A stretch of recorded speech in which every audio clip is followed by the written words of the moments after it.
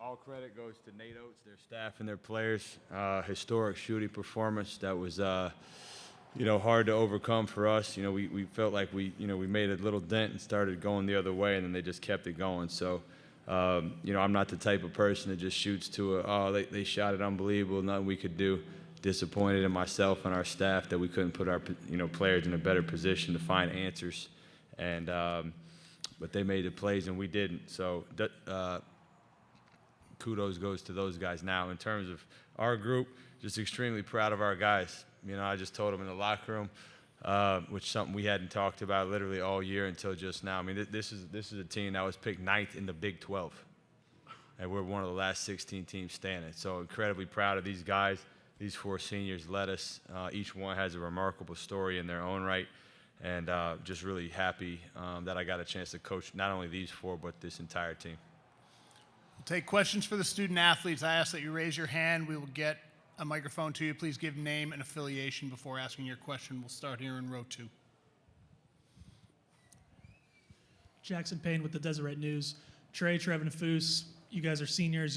You're lifers with the program. You've survived through a conference transition, a coaching change. What are your feelings now as your career comes to an end? And just are you guys glad you stuck around for this kind of year at BYU? Start with Trey, and then we'll go to Trev, and then Foose. Me and Trev were talking about how, sticking it out really grows your character, and it makes the wins even sweeter. We've been through a lot, looking through, like you're saying, the conference change, everything. A lot of adversity in our careers, but we stayed the course. So then now how the season went, we just have an immense amount of joy and so much gratitude for how it ended. We just have a lot of gratitude. Yeah, I'll just echo exactly what Trey said. It's been awesome to represent BYU on my chest the last 6 years. BYU is my family. As soon as I knew Coach was getting the job, I wanted to post it just to let everybody know that I was all in. And like Trey said, it makes the wins a lot sweeter when you're with a program. You stick it out. There's a lot of roller coasters in the season, but I feel like we're kind of a catalyst to where BYU is going, and I'm excited to see the trajectory of where this program's going. But again, super grateful. This family that we have now with BYU is going to last a lifetime. Super grateful for Cougar Nation. Super grateful for my family and everything. So just a ton of gratitude for the opportunity to be able to play for this program. Yeah, I will say the same thing. I will always be grateful for BYU. They changed my life forever. It actually was one of the best things ever happened to me, so I will always be a Coug fan. Do we have any more questions for the student athletes? We'll go down here in row 1 on this side. Mike Rodak with 247 Sports. Just what's going through your mind when Mark Sears is hitting those shots and they keep coming and they keep coming? Mark Sears is a great player. We had a game plan going in, and he was able to kind of hit a lot of shots. But again, it shows their work ethic, shows how good Alabama is as a program, and it kind of went their way tonight. So it'd be awesome to hopefully play them again, but you can't at the end of the season. But hope they have tremendous luck, and congrats on their game today. Any more questions for the student athletes? We'll come back here in row 2. Trey, you specifically, you had kind of a interesting first 3 years in the program, didn't get a lot of playing time, and then this year really broke out, became a key contributor down the stretch. It felt like as you started to kind of play more down the stretch, BYU season turned. And so what are your feelings with how you finished this season, and what do you feel like kind of clicked with you and the coaching staff down the stretch and to kind of contribute more? I wouldn't say click's a good word, just because, like we just talked about, staying the course. I'm just grateful for every single one of my brothers. Me and Trevin, me and Foose. I've lived with Foose my whole career. Trevin's been my brother. I even knew people came in, Mo, KY. I trusted him immediately. Even when I wasn't playing, I had a tremendous amount of respect just because of the way he approached everything.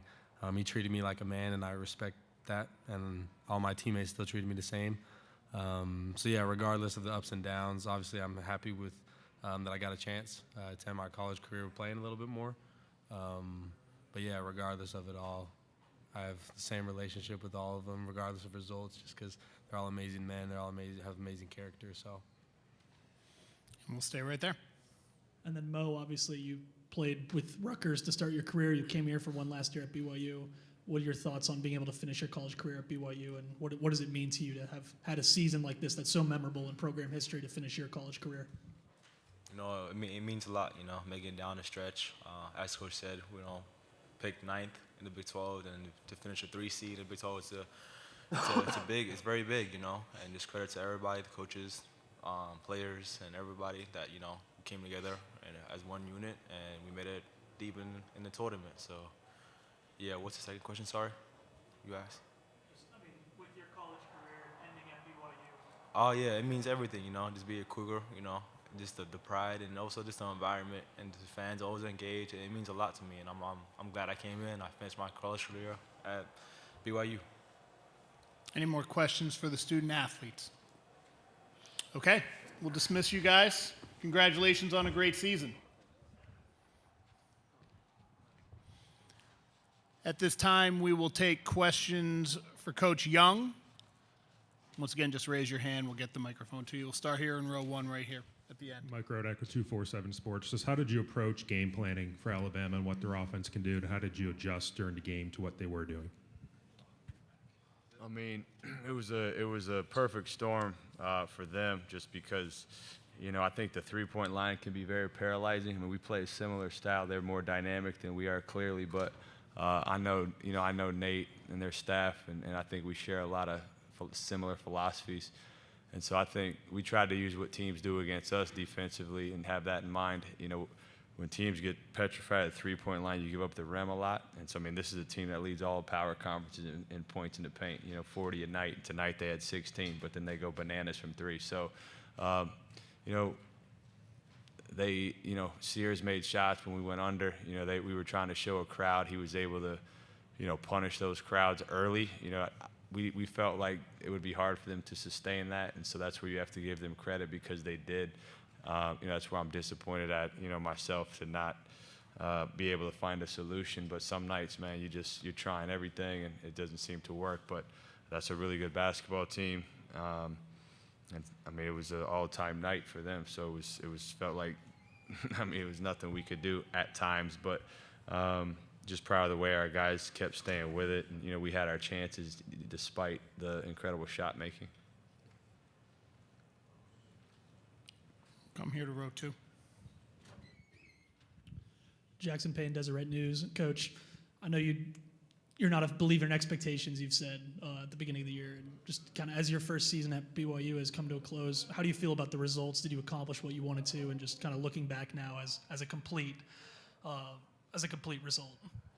Yeah, I'm just proud. Honestly, I'm just proud of the group of guys that we had in our locker room, because we kind of had to get it out of the mud. We had to do it the hard way. We got off to a slow start in the Big 12, and really proud of the way our guys just stayed with it, and they never pouted, or that we just found a way. We found solutions. That's kind of something we talked about a lot, and we just begin to, as I say, stack day after day after day.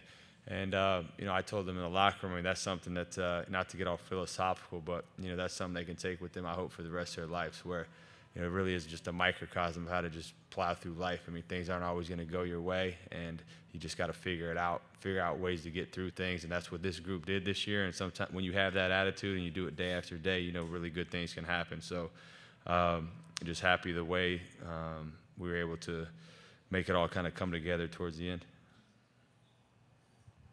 And you've talked about stacking days as the season's gone on, now kind of turning the page into year 2. How important is it for you to stack years?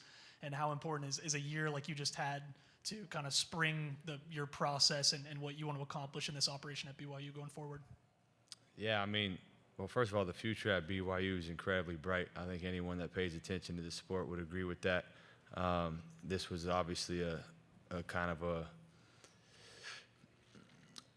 just a statement, I think, this season, where it's like we're a force to be reckoned with, in the Big 12 and nationally, led by really good players that we had this year, and we'll continue to try to bring good players in. But I think it's just, I just think there's a lot of good things going on at BYU, period. Making the move to the Big 12. I mean, the football team, kind of got that party started in the last couple of years, and we tried to carry the torch as well. And it's exciting to think what we can build, for me and our staff being, new in this whole thing. We had a lot of learning we had to do and are still learning, obviously.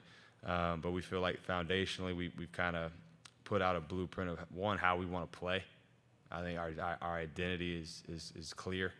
And now we got to hopefully do a good job to continue to recruit to that identity and, continue to try to bring in high-end talent so we can,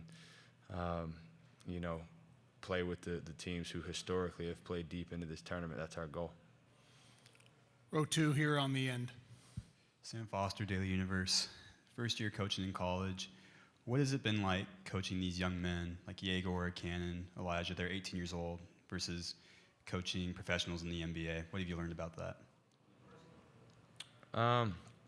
They're just really eager, very eager to learn. And, I think as it relates to Yegor and Cannon, I mean, they're pretty experienced for being young, especially Yegor. He's played, at a high level since a young age. Cannon, too, with a lot of the Team USA stuff. But, I think I learned just, the cadence and the pace in which you can coach younger guys. You can't, maybe throw as much at them. And that was something I had to kind of scale back a little bit. But I think just the eagerness, what's similar to NBA players, I mean, players are smart at any level. If you show the players that you can help them individually and then help the team win, I mean, that's when you get the trust of the group. And, for the most part, I think we were able to do that with the majority of the team.